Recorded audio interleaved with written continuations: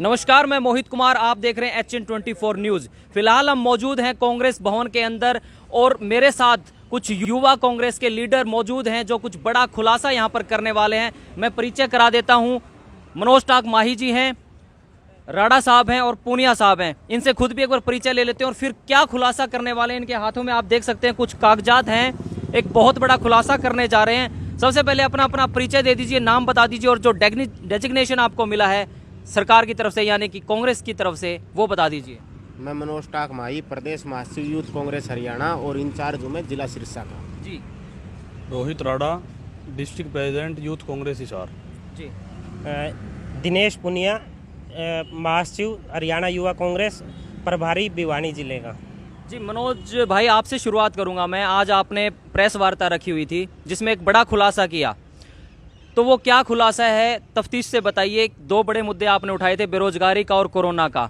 तो उसमें क्या ऐसे आंकड़े निकल करके आए? आपने सरकार के ऊपर जो है आरोप लगाए कि सरकार ने आंकड़े छुपाए हैं, तो वो कौन से आंकड़े छुपाए हैं पब्लिक जानना चाहती है। खुलासा, जो खुलासे की बात की आपने, खुलासा तो कल WHO ने किया है। हम तो सिर्फ आप मीडिया के साथियों के माध्यम से इस जनता को बताना चाहते हैं कि किस प्रकार से इस भाजपा सरकार ने, केंद्र की सरकार ने जनता को बरगलाने का काम किया, जनता को झूठ बोलने का काम किया है। जो आंकड़ा हमारी सरकार ने, केंद्र की सरकार ने दिया, इस देश को बताया लोकसभा में, राज्यसभा में कि हमारे देश में कोरोना काल के दौरान 4,70,000 लोगों ने अपनी जान गंवाई। उसी की पोल कल WHO ने खोली और आप सबको पता है कि WHO का जो है अपने मुख्यालय वो जिनोवा में है और जिनोवा अपने यूरोप में है। कल परसों मोदी जी यूरोप की यात्रा पे थे और इधर से वो यूरोप की यात्रा पे थे और इधर से WHO ने इनकी पोल खोल दी कि पूरे भारत में 47 लाख लोगों ने अपनी जान गंवाई। और सरकार की ये देखो जी, ये देखिए आंकड़े गलत कह रही है कि साफ लाइव तस्वीरें हैं यहाँ पर कि आंकड़ा गलत, जो एक सरकार कह रही है कि आंकड़ा गलत है। ये देखिए, मैं आपको एक और आंकड़ा दिखाऊंगा, बेरोजगारी पे आंकड़ा है, ये देखिए आप। इसको भी सरकार कहती है, ये जो हमारी centre for monitoring media economy की जो है CMIE की रिपोर्ट है, इसमें साफ साफ दिखाया गया है कि हरियाणा में बेरोजगारी दर 34.5 है, वह पूरे भारत में 7. अप्रैल में बढ़ी बेरोजगारी। रिपोर्ट को गलत बता रहे हैं। और जो WHO जो कि विश्व की सबसे बड़ी संस्था है, जिसके चेयरमैन हमारे भारत के पूर्व स्वास्थ्य मंत्री हर्षवर्धन जी 2020 में बने थे, उसकी रिपोर्ट को भी ये गलत बता रहे हैं। मैं तो एक बात कहना चाहता हूँ आपके माध्यम से इस सरकार को कि you can't run away from your responsibility.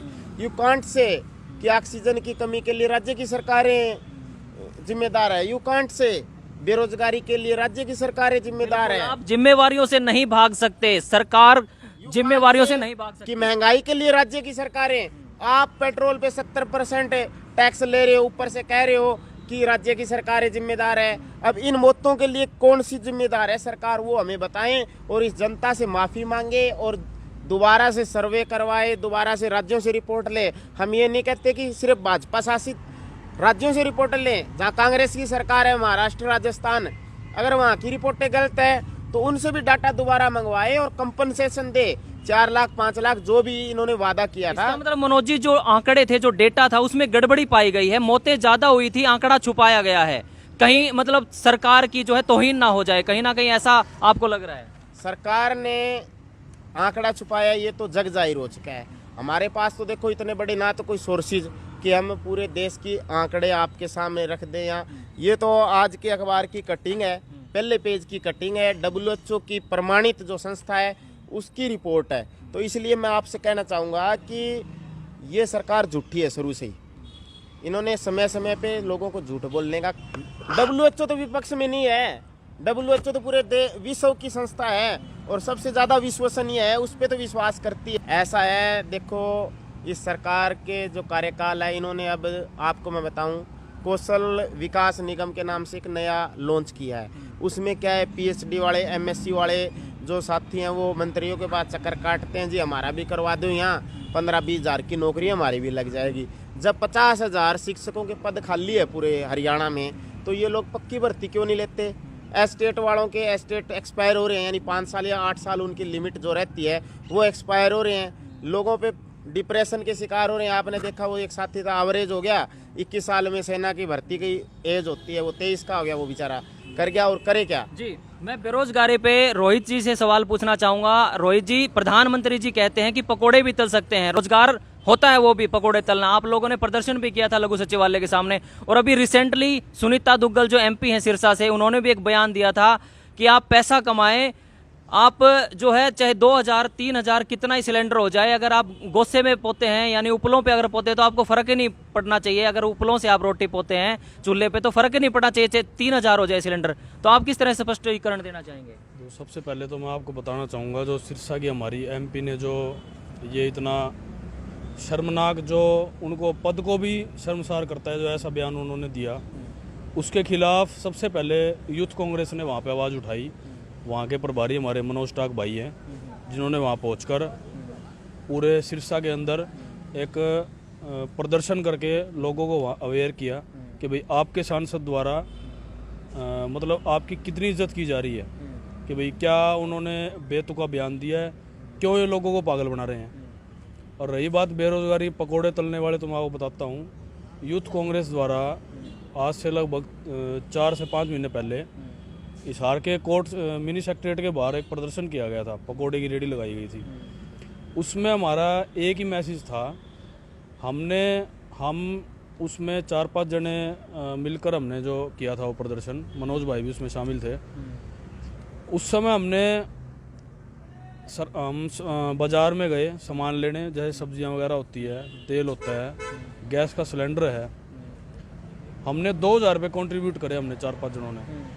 सब्जियां है, गैस का सिलेंडर है, और जो बेसन है, कोई जो सामान है उसकी सामग्री है, मिर्च वगैरह है, जो भी है, 2000 रुपये के अंदर हमारा वो सामान नहीं आया।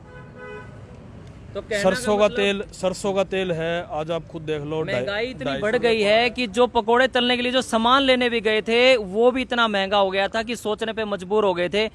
खुद इन्होंने जो प्रदर्शन किया था कि किस प्रकार से इस सामान को खरीदें और कैसे पकोड़े तलें। ऐसा है जी, कांग्रेस की सरकार में तो आप आज से 2014 से पहले के आप आंकड़े उठाओगे, हमारे जितनी बेरोजगारी की दर जो इस सरकार ने बढ़ाई है हरियाणा में, मैं तो यूँ कहूँगा, मैं क्यों कांग्रेस कहेगी ये बात कि भाई ये सरकार की एक उनकी जो सोच है उसके हिसाब से ये उनकी एक उपलब्धि है, परंतु ये लोगों के लिए बहुत दुखदाई है कि भाई हरियाणा बेरोजगारी में लगातार नंबर 1 आने लग रहा है। 3-4 बार रिपोर्ट आ चुकी है, उनमें 3-4 बार हर बार हरियाणा बेरोजगारी में नंबर 1 आया है। अच्छा, मैं एक सवाल आपसे पूछना चाहता हूं, जो युवा तैयारी कर रहे हैं, सुसाइड भी कर रहे हैं, तैयारी करते हैं, रद्द हो जाती है, परेशान हो जाते हैं, ओवरेज हो जाते हैं, उन बच्चों को क्या मैसेज देना चाहते हैं जो तैयारी कर रहे हैं? आप भी युवा, उन मैसेज क्या देना चाहते हैं?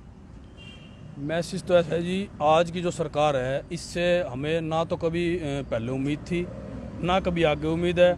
जो युवा तैयारियां करते हैं, जो अपने मतलब भविष्य को लेकर करते हैं, अब जो एक भाई ने जो सुसाइड किया था उसके ऊपर हमारे डिप्टी CM का बहुत ही, मैं तो उन्होंने अपने पद को शर्मनाक करने वाला ऐसा बयान दिया था कि भाई अगर उसकी सेना में भर्ती नहीं हुई, अगर उसका नहीं नंबर लगा तो उसको दूसरी फील्ड में जाना चाहिए था। आप क्या मैसेज देना चाहते हैं युवाओं को? मैं तो युवाओं को एक ही बात कहना चाहता हूं कि जिस प्रकार से इस सरकार में पिछले 8 सालों में जिस सरकार ने हर साल 2 करोड़ रोजगार देने की बात कही थी, उसके हिसाब से 8 साल में 16 करोड़ रोजगार हो गए। कहाँ गए वो रोजगार?